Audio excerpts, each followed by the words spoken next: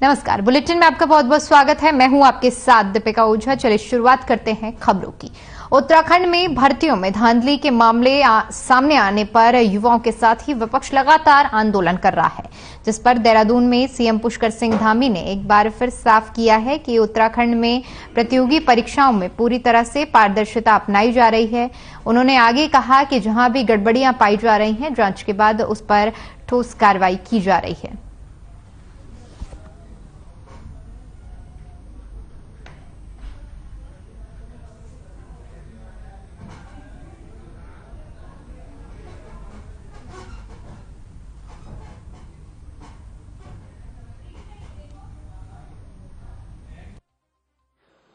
देखिए, उस पर चूंकि पहले ही भर्तियां निरस्त हो गई हैं और अब माननीय न्यायालय में है, इसलिए मैं समझता हूं कि एक तरह से वो मामला बहुत पहले ही माननीय न्यायालय के अधीन होकर चल रहा है।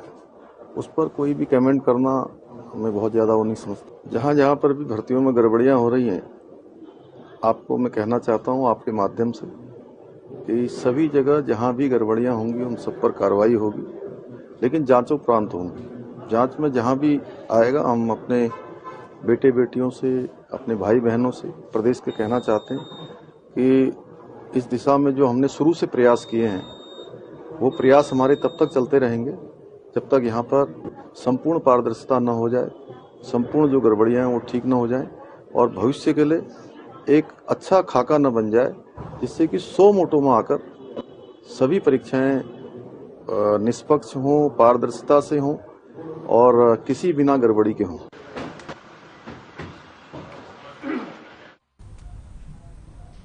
आज पुलवामा हमले की चौथी बरसी है। 14 फरवरी 2019 को पुलवामा के अवंतीपुरा में जवानों पर आतंकी हमला हुआ था। इस हमले में 40 जवान शहीद हो गए थे। पूरा देश आज पुलवामा के शहीदों को याद कर रहा है। इसी कड़ी में अल्मोड़ा के चौगानपाटा गांधी पार्क में श्रद्धांजलि सभा का आयोजन किया गया, जिसमें स्थानीय विधायक एसएसबी 14 यूके वाहिनी डीआईजी समेत पूर्व सैनिकों और कई लोगों ने आतंकी हमले में शहीद 44 जवानों को श्रद्धांजलि दी। इस मौके पर स्थानीय विधायक मनोज तिवारी ने कहा कि आज आतंकवादी घटनाएं तेजी से बढ़ रही हैं। सरकारों को आतंकवाद को जड़ से खत्म करने का प्रयास करना चाहिए, फिर आतंकवादी चाहे किसी भी धर्म संप्रदाय का हो।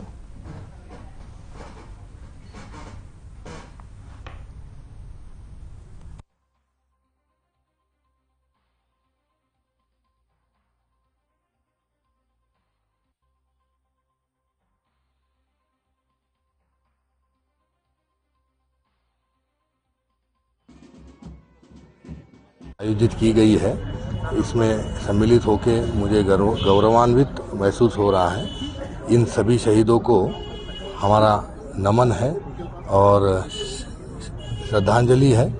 उनके जो बलिदान है वो भूले नहीं जा सकते हैं। उनके योगदान को हम कहीं भूल नहीं सकते हैं। मेरी सहे दिल से श्रद्धांजलि है उनके लिए और हमारे एसएसबी परिवार की तरफ से उनको हम नमन करते हैं और याद करते हैं इस दिन को।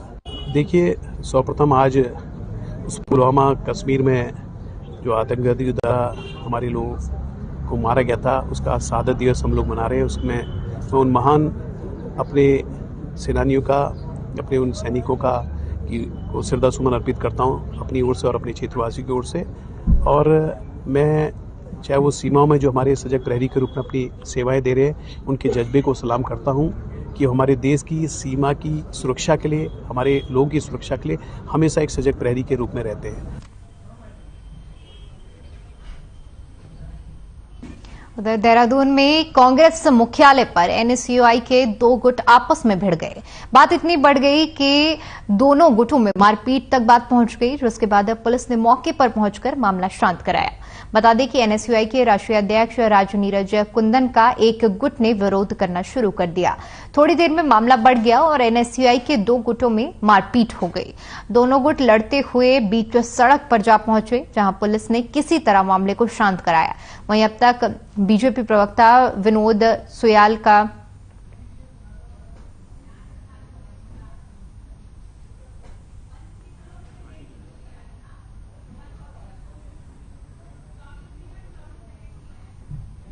कांग्रेस पार्टी एक अराजक संगठन है, जो एनएसवाई उनका जो संगठन है, मुझे लगता है कि कोई संस्कारित छात्रों का संगठन तो है नहीं। उन्होंने जो है तो उसमें विभिन्न प्रकार के असामाजिक तत्व इकट्ठे कर रखे हैं और उन असामाजिक तत्वों ने अगर एक दूसरे की मार पिटाई कर दी तो उसमें कोई बहुत बड़ी बात तो है नहीं। उनका कोई उद्देश्य कोई समाज का भला भी नहीं है, छात्रों का भला है। उनका उद्देश्य तो केवल अपने नेताओं के सामने अपनी ताकत दिखाने का था कि मेरे साथ इतने, मेरे साथ इतने। इस चक्कर में जो है तो उन्होंने एक दूसरे के सर फोड़ दिए। अरे भाई हाँ क्यों नहीं, हाँ फोटो क्या बात, बहुत बहुत शुभकामनाएं आपको। आप जो है झील बनाया वहां पर बढ़िया सा फर्स्ट क्लास।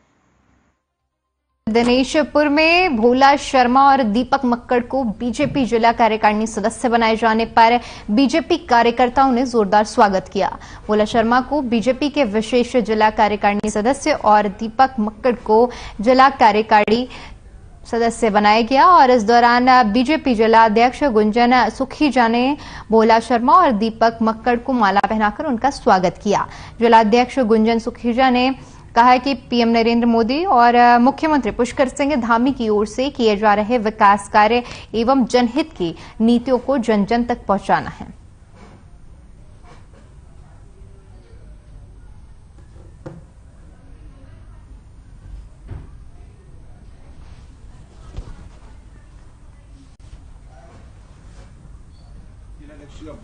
हमारी केंद्र सरकार, मोदी जी की सरकार और प्रदेश की धामी जी की सरकार जो लगातार सबका साथ, सबका विकास और सबके विश्वास को लेकर आगे बढ़ रही है। और चूंकि केंद्र सरकार जिन्होंने हर चीज को डिजिटल करने का काम किया है और उस डिजिटल के माध्यम से जो पैसा केंद्र सरकार की तरफ से चलता है वो नीचे के व्यक्ति तक 100% पहुंचता है। और हमेशा मैं भारतीय जनता पार्टी के साथ ही रहा हूं और लोगों को भारतीय जनता पार्टी के साथ जोड़ने का प्रयास किया है। और चुनाव कोई भी होगा, हमारा केवल एक ही निशान है, कमल का फूल। पार्टी जिस किसी को भी, चाहे वो सभासद के लिए, चाहे चेयरमैन के लिए, जिसको भी पार्टी हरी झंडी देगी, जिसको भी टिकट देगी, हम सभी कार्यकर्ता, मैं नहीं, जो भारतीय जनता पार्टी कार्यकर्ता हैं, सभी हम लोग मिलकर के, पहले भी हमने प्रयास करके यहाँ सफलता पाई है और भविष्य का जो चुनाव होगा उसमें भी हम लोग सारे एकजुट होकर के इस चुनाव को जीतेंगे और भारतीय जनता पार्टी के खाते में यहाँ की सीटें डालेंगे। महाशिवरात्रि पर्व से पहले हरिद्वार में फागुन मास की कांवड़ यात्रा शुरू हो गई है। बड़ी संख्या में कांवड़िया गंगा जल भरने हरिद्वार पहुंच रहे हैं। इस दौरान हरिद्वार के जिलाधिकारी विनय शंकर पांडे ने कांवड़ मार्ग का निरीक्षण किया और अधिकारियों को जरूरी दिशा निर्देश दिए। निरीक्षण के दौरान उनके साथ एसडीएम पीएल शाह, एसडीएम पूर्ण सिंह राणा और नगर आयुक्त दयानंद सरस्वती भी मौजूद रहे। डीएम विनय शंकर पांडे ने दावा किया कि कांवड़ यात्रा को लेकर प्रशासन की ओर से तैयारी पुख्ता की गई है और यात्रा स्मूथ चल रही है। वहीं साफ सफाई को लेकर नगर निगम को सख्त निर्देश दिए गए हैं। इसके साथ ही उन्होंने पुख्ता सुरक्षा व्यवस्था होने का दावा किया और बताया कि जितने पुलिसकर्मी वर्दी में तैनात हैं उतने ही सादी वर्दी में भी नजर बनाए हुए हैं।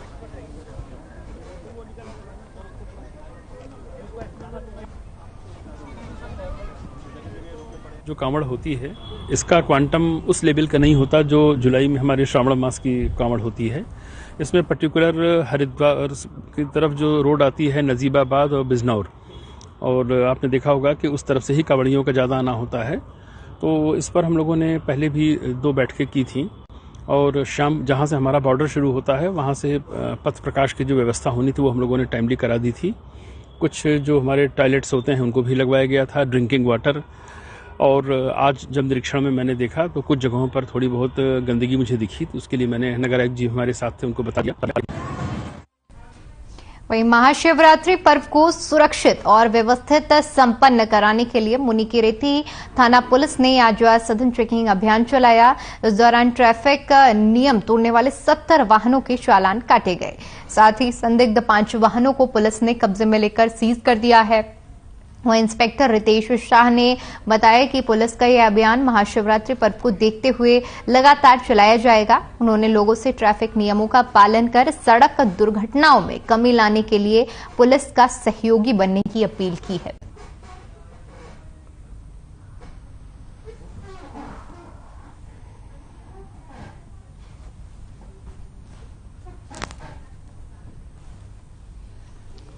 तो महाशिवरात्रि पर्व को देखते हुए सघन चेकिंग अभियान किया गया। इस दौरान 70 वाहनों के चालान काटे गए। साथ ही साथ लोगों को जागरूक किया गया कि ट्रैफिक नियमों का पालन करें और 5 वाहनों को सीज भी किया गया है। बताते चले कि पुलिस द्वारा बताया गया है कि अभियान महाशिवरात्रि तक चलेगा।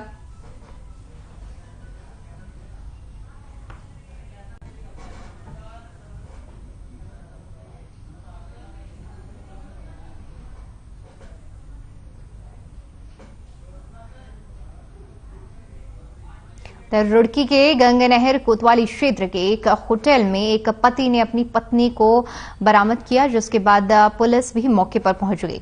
जिसके बाद पति ने पुलिस को तहरीर देकर होटल मालिक पर बदतमीजी करने और जान से मारने की धमकी देने का आरोप लगाया।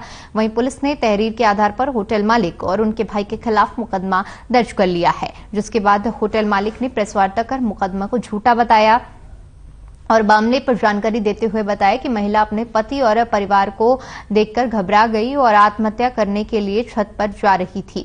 हमने भागदौड़ कर महिला की जान को बचाया, लेकिन महिला ने हमारे ऊपर ही मुकदमा दर्ज करा दिया है।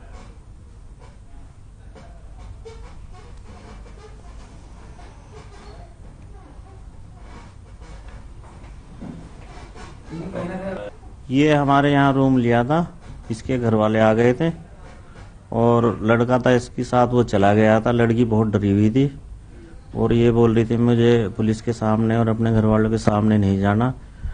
होटल का फर्ज बनता था, मतलब इसकी आईडी छुपाना, और हमने किया भी। लड़की मरने के लिए जा रही थी, हमने इसकी जान बचाई और पुलिस आई, उसे जबरदस्ती ले गई और झूठा मुकदमा हमारे खिलाफ किया।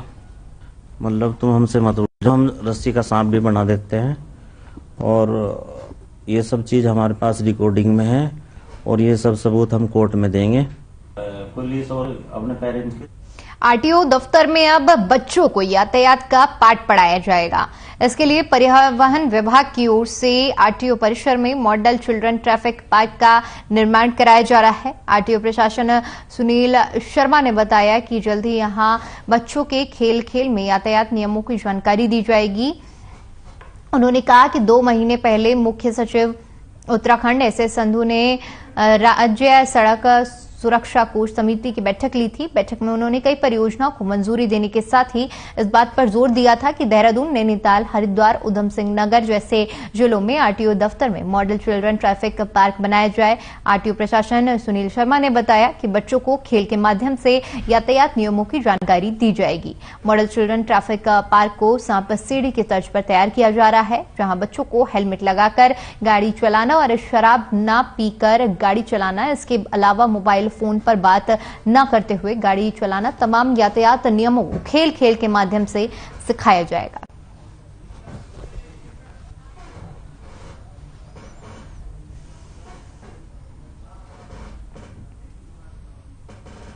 तो आरटीओ दफ्तर में अब बच्चों को यातायात का पाठ पढ़ाया जाएगा, जिसके लिए चिल्ड्रन ट्रैफिक पार्क का निर्माण हो रहा है। बता दें कि यहां पर एक विशेष व्यवस्था की जाएगी, जहां पर सांप सीढ़ी की तर्ज पर बच्चों को पाठ पढ़ाया जाएगा, जहां फोन पर बात करते हुए वाहन न चलाने, शराब पीकर वाहन न चलाने जैसे नियमों के बारे में खेल खेल के माध्यम से बच्चों को सीख दी जाएगी।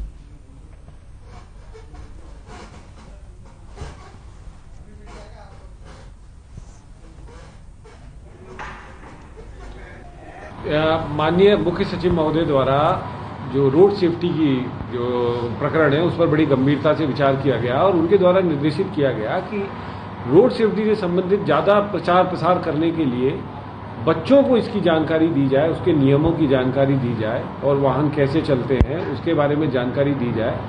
उसके लिए चिल्ड्रन ट्रैफिक पार्क बनाए जाए। तो वो चिल्ड्रन ट्रैफिक पार्क एक बड़े एरिया में बनेंगे, जिसके लिए हमने जगह निर्धारित कर ली हैं।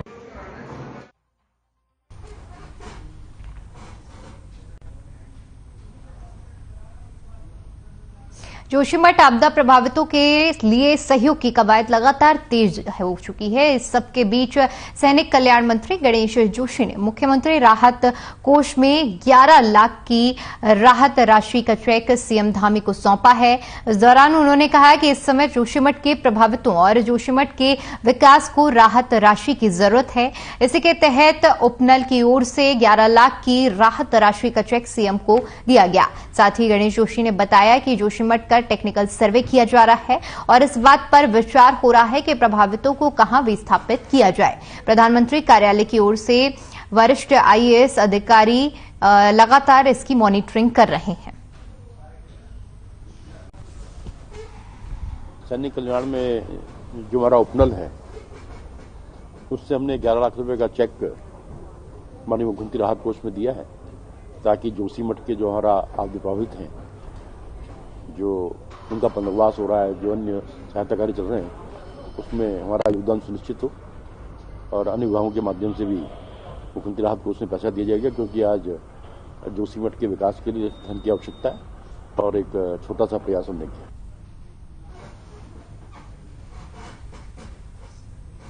सैनिक कल्याण में जो हमारा तो ये आपको बता दें कि जोशीमठ आपदा को लेकर राहत राशि सौंपी गई है। 11 लाख रुपए की राहत राशि राहत कोष में दी गई है। कैबिनेट मंत्री गणेश जोशी ने सीएम को ये चेक सौंपा है। इस दौरान उन्होंने कहा कि जोशीमठ को राहत राशि की जरूरत है। उधम सिंह नगर पुलिस ने महाशिवरात्रि पर्व को सकुशल मनाए जाने के लिए मोर्चा संभाल लिया है।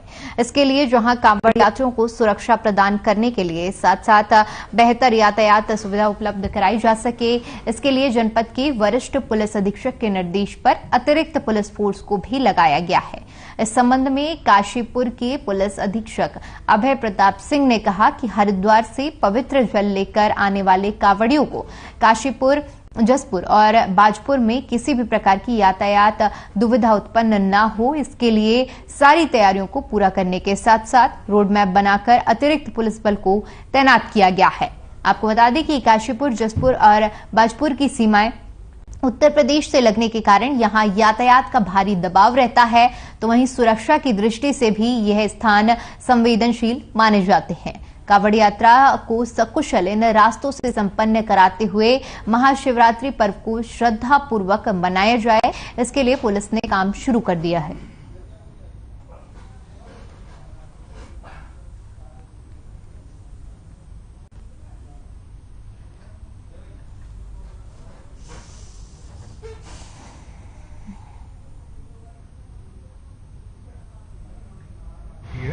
और जो पवित्र हमारा पर्व है महाशिवरात्रि का, वो 18 को होने वाला है, जिस दिन भगवान के शिवालयों में जल चढ़ाया जाएगा। इसके संबंध में हमने व्यापक तैयारी करी है। पूर्व की भांति जो यात्रा का रूट है, जब कांवड़िए हरिद्वार में इकट्ठा होते हैं और वहाँ से जल ले आकर के, और जो हमारा परंपरागत रूट है, उस रूटों पे हमने पर्याप्त बिजली और जो पैच वर्क करना था, डीजीएम साहब और अन्य जो डिपार्टमेंट के माध्यम से उसको करवा लिया है। यातायात के लिए भी हमने जो प्लानिंग करी है कि हाईवे पे हम किसी एक सड़क पे जो लेकर के आएंगे और एक सड़क पे हम ट्रैफिक को चलाएंगे। अंदर बाजारी एरिया में जो पुराना परंपरागत मार्ग है उसी से लेके आएंगे, क्योंकि ये बाजपुर वाली जो रोड है अभी आरओबी के निर्माण के कारण उसी साइड से कांवड़ जाती थी, तो वो नहीं संभव हो पा रहा है। पौड़ी के निशानी गांव में जल जीवन मिशन के तहत खुली बिछी पेयजल लाइन अब ग्रामीणों के लिए मुसीबत का सबब बनती नजर आ रही है। हाल ही में गांव का एक ग्रामीण पेयजल लाइन में उलझकर गिर गया और घायल हो गया, जिसके बाद घायल युवक को अस्पताल में भर्ती कराया गया। वहीं मामले पर जानकारी देते हुए जल संस्था के सहायक अभियंता जगदीश कंडेरी ने बताया कि जल जीवन मिशन के तहत कार्य अभी चल रहा है, मामले पर जांच कर कार्रवाई की जाएगी।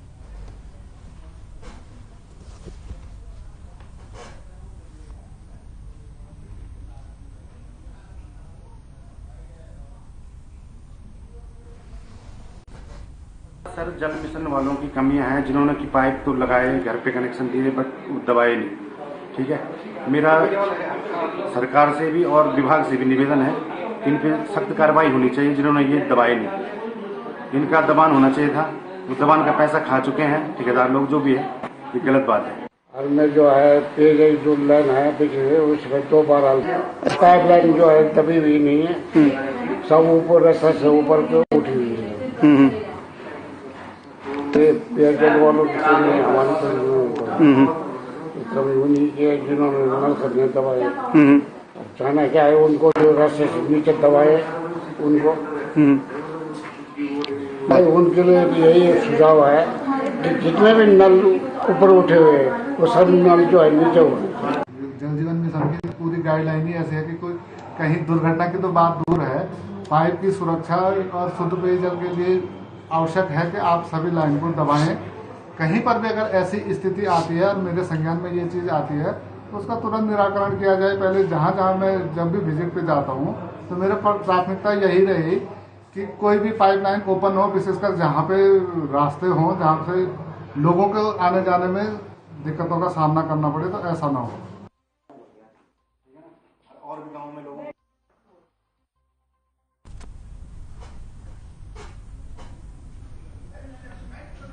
उधर रामनगर के इलाके में उस वक्त हड़कंप मच गया जब एक घर में 10वीं की छात्र ने फांसी लगाकर खुदकुशी कर ली। बताया जा रहा है कि परिजनों की डांट से छात्र आहत हो गया था, जिसके बाद उसने ये कदम उठाया। घटना के बाद मृतक के परिजनों में कोहराम मचा हुआ है। घटना के संबंध में जानकारी देते हुए कोतवाल अरुण कुमार सेरी ने बताया कि गांव मडिया चिकिलिया में 15 साल के 10वीं के छात्र ने परिजनों की डांट से खुदकुशी कर ली। मामले में आगे कार्रवाई की जा रही है।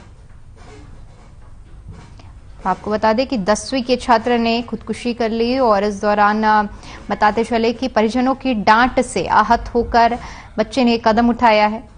वहीं जैसे ही ये सूचना परिवार वालों को लगी, परिजनों को रो रो कर बुरा हाल है। फिलहाल पुलिस इस पूरे मामले की जांच पड़ताल कर रही है।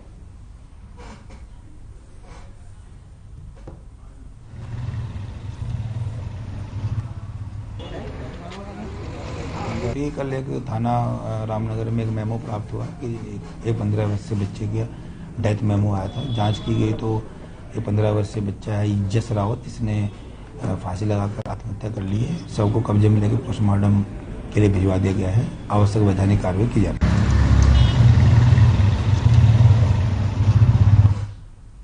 उधर अपर मुख्य सचिव राधा रतूड़ी ने प्रेस वार्ता करते हुए बताया कि जोशीमठ आपदा में जो उत्तराखंड सरकार ने नकल विरोधी कानून को देश में सबसे मजबूत कानून बनाने का काम किया है और उत्तराखंड में इसको लागू भी कर दिया है। उन्होंने बताया कि उत्तराखंड सरकार का उद्देश्य युवाओं का भविष्य सुरक्षित करना है। राधा रतूड़ी ने बताया कि 12 फरवरी को पटवारी लेखपाल भर्ती की परीक्षा भी प्रदेश में शांतिपूर्ण तरीके से कराई गई। इसी के साथ ही उन्होंने कहा कि जरूरत पड़ने पर जज की निगरानी में अन्य परीक्षाएं जो होनी है वह भी करवाई जा सकती हैं।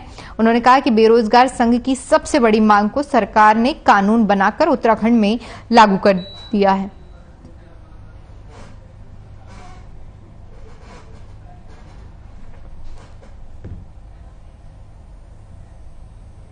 लाई है तो नकल विरोधी कानून को लेकर अपर मुख्य सचिव राधा रतूड़ी ने प्रेस वार्ता की। इस दौरान उन्होंने कहा कि बेरोजगार संघ की जो सबसे बड़ी मांग थी, सरकार ने उस मांग को कानून बनाकर पूरे उत्तराखंड में लागू कर दिया है। और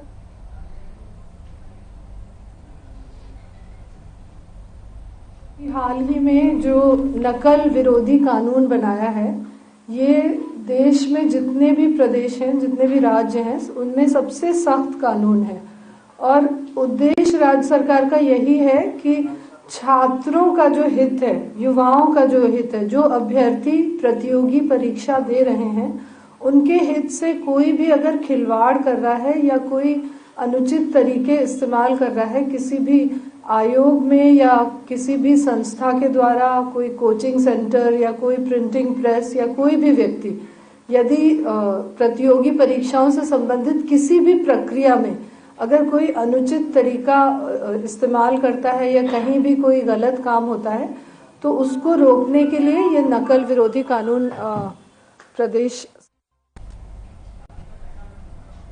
चलिए फिलहाल के लिए इस बुलेटिन में इतना ही। देश और दुनिया की तमाम बड़ी खबरों के लिए बने रहिए हमारे साथ। नमस्कार।